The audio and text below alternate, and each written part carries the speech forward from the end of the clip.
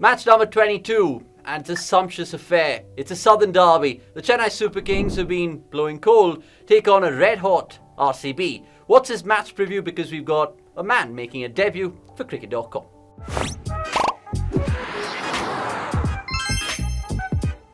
Yes, ladies and gentlemen, boys and girls, my name's Avni Shagde, watching cricket.com, and there's going to be fantastic insights in this one and goodie bags, so stay tuned for the whole video.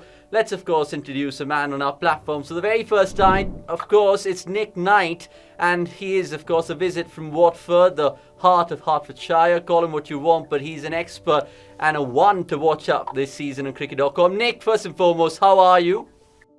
Do you know what? I'm very good, and I'm even happier because when I go on these shows, I get introduced as former England player, blah blah blah. I've never been introduced as born in Watford, but do you know what? I'm really proud of that. So thank you ever so much. Yeah, no, really looking forward to this. Thank you. Yeah, I mean, I said Watford because I'm a football guy myself, so I've kind of done my nitpicking and figured that out.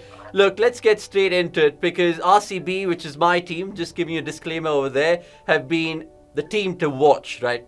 How complete do they look right now? Well, the simple answer is very. Clearly, they've got some good results. They're well led.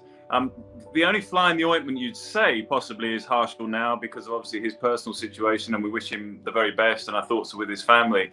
And that is obviously now going to be a little tricky for RCB because when I look at RCB and I see their strengths and I see their completeness, I look at a few things that I think are really important. One, have they got a match-winning leg spinner? Yes. Are they well led? Yes. Have they got a good top order? Yes. And do they have good finishers? Yes. In DK and Harshal, that's my point. They've got a brilliant finisher with the bat in DK, and they've got a brilliant finisher with the ball, in particular Harshal. So they're just going to have to rejig things around a little bit, depending on Harshal's situation. But I think with all those players that I've mentioned, they are a very, very high-class side. Yeah, absolutely.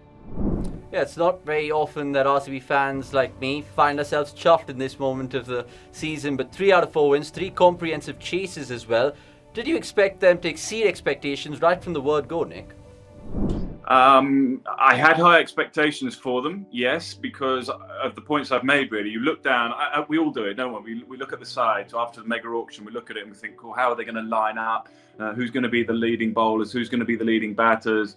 And I look at that side. Hasaranga was absolutely key for me. I thought that was an outstanding pick because he's going to get wickets in the middle overs. Yeah, I'm not surprised. Then you look at the game they lost, the first game. I covered it against Punjab. I mean, that run chase, they got 200 plus. So actually, when you look at their performances and their games and their results, they could have probably feel they should have won that first game. Then the next couple of games, run chases, tight run chases, they could have lost that. They could have lost both those games. But because they had the finisher in DK and it was set up enough, they got the points. And that's what I like most about RCB at the moment. Yes, you can talk about the resources. Yes, you can talk about the players, but they've won tight games, a couple of tight games. And that just generates so much good feeling within the side and self-confidence that I think that really sort of bodes well for the future. Yeah, it's always in RCB's DNA to cause a mini heart attack or two to their fans before going over the line, and we've seen that already in IPL 2022. Now, makes me think about those 3 youngsters, Anuj Raut, and you talk about Shabaz in the middle doing both bits, and then Akashdeep, who's taken to like after water really. Who's impressed you the most out of these 3 in particular?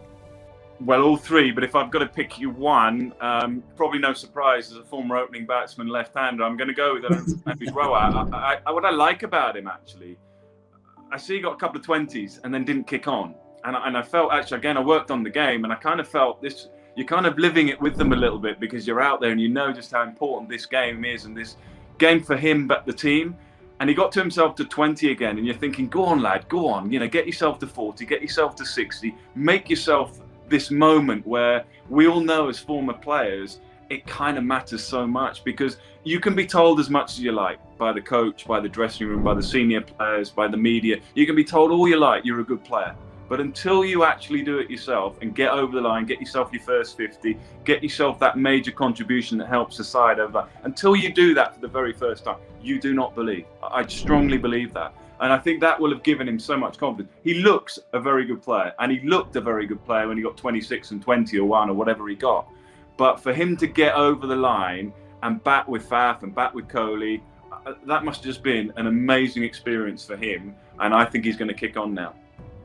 Yeah, it's always good to see hidden gems unearthed in the toughest T20 for all teams, let alone RCB. We'll move on to Chennai Super Kings in just a bit, but a final one from me about the Royal Challengers Bangalore, Nick, is of course how they've been going about the business with the ball in hand in the middle overs. Now they're setting up easy chases, so to speak. Is that been their modus operandi, if you like?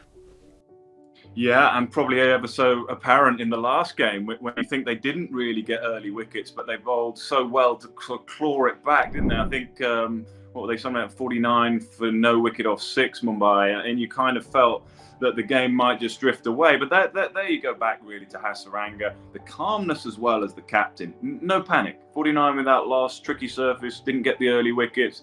But he just controls his troops and he gets Hasaranga into the action. He's got the bowling resource. He's got a bit of pace. You mentioned Akashdeep. Siraj has been a little expensive, but he's a wicket taker. Then you can go to Harshal. They have most bases covered and a very astute captain who finds the right time to bring a bowler into the attack and out. And I think, yeah, you're absolutely right. Then you look at the economy rates. I think their economy rates are very good in the middle as well. But that kind of intertwined a little bit, because if you're picking up wickets in the middle overs, you're also reducing, generally, not always, but generally, you're reducing the economy rate as well of the opposition, because they're rebuilding all the time. So those two are sort of interconnected, economy rates and wickets. And RCB are absolutely spot on. They're doing it brilliantly at the moment. Yeah, let's see if they can do one over their southern rivals in Chennai Super Kings. Speaking of whom, they've got off to a worst possible start. They've lost, their first 4 games, and you don't normally associate them in that breath. But let's ask you about their chopping and changing, right? Because in all 4 games, they've seen one overseas being dropped for a tactical reason or injuries. Makes me think, and makes me ask you, in fact, what is their best 4 overseas that they can play right now, Nick? Yeah, I mean, it's a good question. I mean, part of the problem there is injuries, and that will affect most sides. There'll be injuries along the way, and that will mean that changes have to be made. Gosh, good question. I mean, for me, Moeen has to play. I'd like to see him bowl more overs as well, by the way. I mean, I think he's only bowled 3 overs for 32 in the whole competition so far in the 3 games he's played. So I'd like to see. I mean, I think he's a really effective off-spin bowler and varies his flight and pace well. So I think they've missed a trick there. I think that perhaps he could bowl a bit more. So I'll go with Mo. I mean, Dwayne Bravo has to pick himself as well. So you're looking at those two. I would go Adam Milne when he's fit. I think he's a real wicket taker. I think pace and his variations. I think he's a really improved bowler in the last couple of years as well. And then you're looking at sort of, I think I'd probably go Pretorius. I probably would, because in the game I've seen him play, I like the way he goes full outside off stump with the Yorkers. He bowls slow balls pretty well. He whacks them as well. I think he just gives them a slightly different dynamic. You could go Jordan as well. I think I'd probably leave Jordan. I'd probably go with those 4. Jordan gives you that expertise at the death. But I think if it was me, probably Mo, Bravo, Milne and Pretorius. Okay, let's see if they stick or twist in this one, because not to forget the Sri Lankan spinner as well, Mahesh Theekshana, being given a go the last time around. I want to ask you about Ravindra Jadeja, because look, everyone was kind of surprised when MS Dhoni made that decision. But right now, do you think Jadeja, the captain, has kind of taken an effect in the negative way on his bowling? Because he's one innings away from doing well with the bat, we all know that. But about Jadeja, the bowler, he normally keeps it tight in this format of the game, but that hasn't been the case this season. I think we've got to sort of delve into this a little deeper. I think that perhaps is the obvious thing to say, because he's not perhaps bowling as well. He perhaps hasn't got the big scores. But I think you've got to delve a little deeper and say, when the spinners come on in the middle overs, often it's the middle overs, you've got someone like Deepak Chahar not playing, not available at the moment, because in your Shardul Thakur, who's moved on. You can think about wicket takers, and quite often when the spinners come on, they're 2 or 3 down, and that makes the job of the spinner just that little bit easier. Not all the time, but just a little bit easier from time to time. And what we're finding now is that because there are a number of absentees for various reasons, injuries and players moving on, and then you include Faf in that at the top of the order with Gaikwad, they're just not quite starting well with bat and with ball. And I think that's putting Jadeja's spin option just a little bit under pressure. And maybe that's why we're not seeing so many overs from Moeen as well, because they don't feel like always they've got control of the game because of the starts with bat and ball. Look, if that's not the case, and Jadeja is struggling a little bit, if that's the case, he's not the first and he won't be the last, because the role of captain is a pretty damn tough one. And I know he's got vast experience around him, MS Dhoni and the like, and all the sort of coaching staff, Fleming, and the way that leadership group will still be intact. But he won't be the first if he's just finding it a little tough. I'm not sure that's the reason, because I think the support group around him is so strong. And when I watch CSK in the field, I see MS Dhoni still making a lot of calls. That leadership is so strong there with Jadeja and Dhoni that I don't think tactically you can say, oh, well, it's a new captain, they're making errors. I don't see it like that at all. I see their biggest issue is that they're just trying to find combinations that are now going to work, with Faf moving on, with Deepak Chahar not being available, with Shardul Thakur, and this kind of thing. A side, when it plays at its best, almost doesn't need to think about who's batting where. They just know their roles, they just know what they do, and they just get on with it. They're just not quite there at the moment, CSK. Yeah, let's see how Jadeja does against RCB, because he kind of thrives against them as just doing what he does best. And it's not been the best of starts, just a wicket in the first 4 games. But look, he could really well prove us wrong. Let's ask you about English. I just want to add to that. Sorry to interrupt. I just want to add to that. We have such high expectations, don't we? And I'm the same. We all do, of these great players. I mean, for me, Jadeja is on his own. He stands number 1 in terms of, when you look at batting, bowling, and fielding in this format. He's the best in the world, in my opinion. When you combine all 3 facets of the game, I don't think there's a better cricketer in the world than Ravindra Jadeja. So we have such high expectations. Every time he takes the field, we expect him to get a wicket. Every time he gets batting hand, we expect him to smack 4s and 6s. These guys are human, and sometimes in 3 or 4 games you don't perform. So you can throw out a lot of things, captaincy and all the stuff I've talked about. These guys are good players, they're going to perform. Yeah, I mean, don't shoot the messenger, they say, because I was just playing devil's advocate, but I completely resonate with you, Nick, on that particular man, because he's integral in the larger scheme of things as well. Let's ask you about an Englishman, because that was inevitable, given that you come from that part of the woods. David Willey, of course, has impressed a lot of RCB fans. Fine, he's blown hot, blown cold. But do you think Captain Owen Morgan will be watching this somewhere and kind of penning notes down before the all-important World Cup, because he's not been in the squad off late? Yeah, absolutely. He's been the sort of unlucky man, really. You think of the 2019 World Cup, Jofra Archer coming in, one man had to be moved aside. It was David Willey.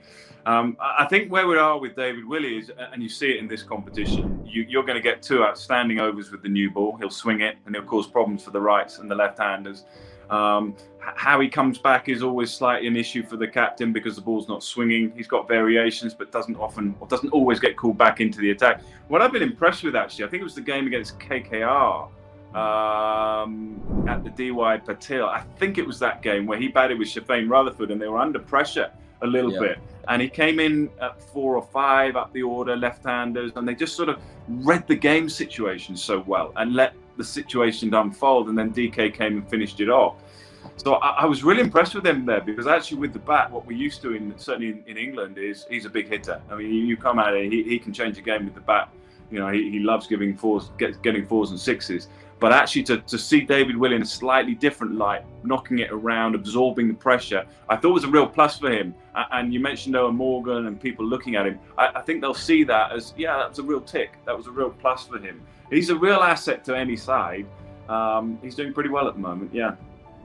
Indeed, and a fun fact for all you RCB fans is David Willey, of course, has a T20 100 opening the batting, but he's not going to do that in any stretch of the imagination. Let's, of course, move on to the first segment of the show, then, called CDC Fan Cam, and this is where we ask the fans to send in their videos to our experts. And let's just ask this fan what she has to ask Nick in turn.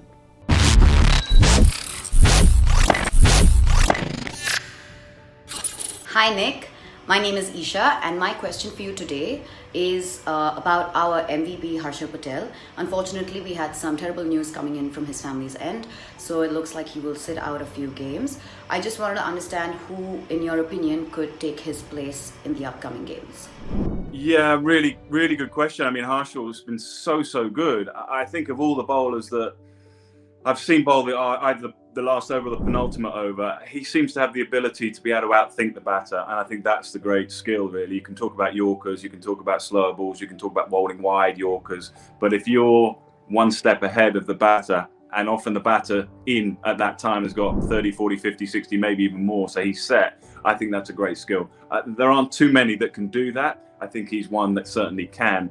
So there's going to be a huge replacement. And Siraj has been a little expensive as well. So, gosh, I mean, you've probably got a couple of options. You could go Josh Hazlewood, who would be a very fine bowler to come in, but then you've got to rejig your overseas a little bit, and that might affect David Willey, which I don't think you really necessarily want to do, but you could, because of what we were talking about with him adding a little bit more with the bat. Siddharth Kaul, I've always enjoyed his bowling. I assume he's fully fit and raring to go. That might be an option as well. Whether they would rejig things and think maybe Siraj can bowl a little bit more at the death, possibly, but he has been a little expensive. So that is not going to be straightforward. And when you're trying to replace someone of such quality who has been helping winning games and setting up games with the ball, that is going to be difficult. But then other sides will say, hang on a minute, we're also missing some senior players and some very experienced players. So that is the challenge, I guess, for a side. At least in RCB, they have a couple of wins. They have a few wins just to get themselves going before they have to make a difficult change like this. But let's hope that Harshal comes back. And obviously our thoughts very much with Harshal and his family. Let's just get your predictions, Nick, then, in terms of who you're going to be siding in this South Indian derby. I think, to be honest with you, I'm kind of expecting CSK to find their form. I've not given up on CSK.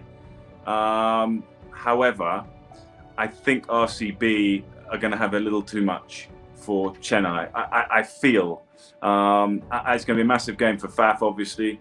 I just feel that RCB have got enough in the tank, even without Harshal. I love the way DK has been playing. I love the energy he brings to the side. I love the way that the batting unit seems to be clicking a little bit. I love the way that Hasaranga has bowled. So you've got a side that's kind of confident against a side that's perhaps not confident. I think it's going to be a little closer than perhaps people might think, possibly. But I'm going to go with RCB. Yeah, you started off by scaring us all RCB fans, but look, Chennai Super Kings could really kickstart their campaign with an important win. We'll catch it all on cricket.com, of course. Before we go, it's Mr. Milestone, and this is Nick's question for all you viewers to stand a chance to win a goodie bag.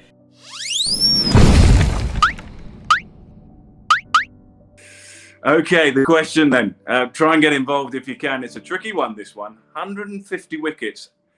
Is the milestone, and this guy needs 5 more wickets to get 150 T20 wickets. Now then, who is it? 5 more wickets to get 150 T20 wickets. Good luck with that one. Right, we appreciate your time, Nick Knight. It's been absolutely thoroughly fun picking your mind about this particular fixture. There's more to come, of course, from you. Until the next time, it's a goodbye from Nick Knight and, of course, from me as well.